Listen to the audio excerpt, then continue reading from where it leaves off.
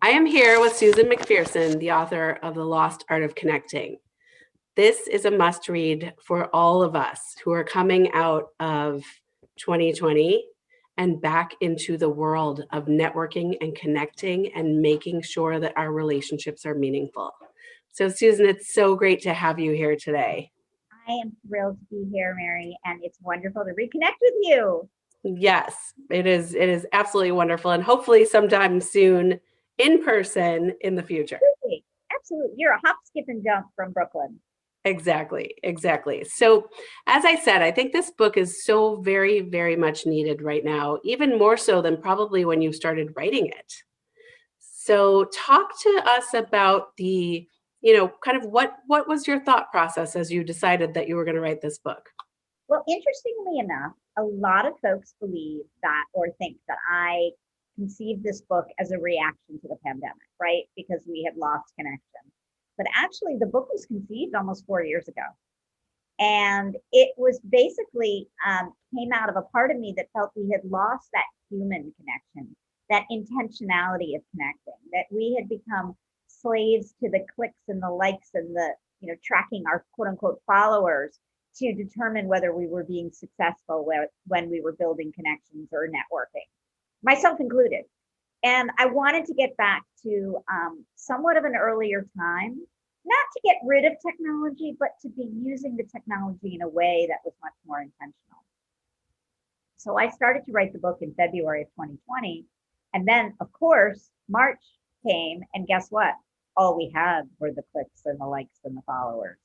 But the good news is I think what we can all collectively agree on is during this pandemic, we have become much more intentional when we reach out to people in whatever means we are using. And for those of us who have been on daily Zooms and Microsoft Teams and Google Hangouts, we have become very adept at using the chat function to actually connect with people on a little bit of a deeper, even people we don't know that well.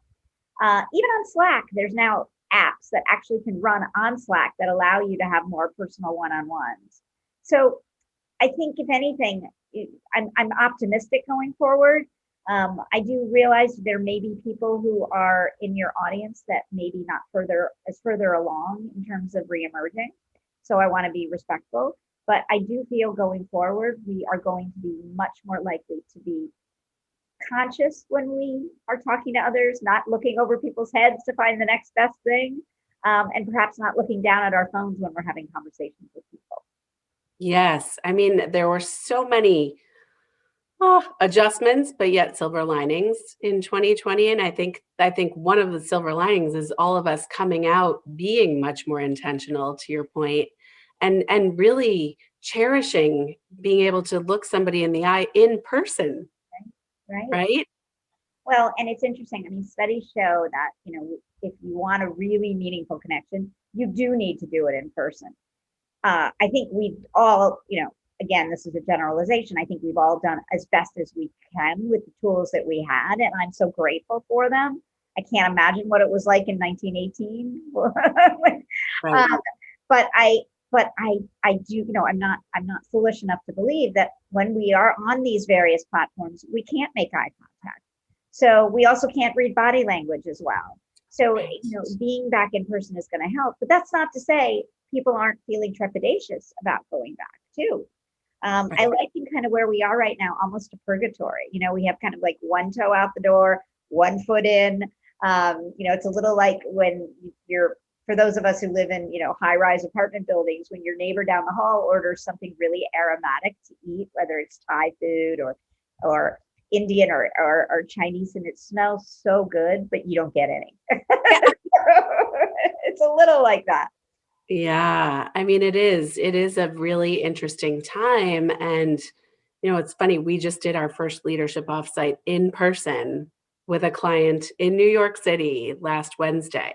And Wow. it was one of those things where it was kind of nerve-wracking, right? You were like, oh my gosh, what do I wear? Oh my gosh, what's the commute going to be like? Oh my gosh, are people going to wear masks? Are they not? Is everybody vaccinated?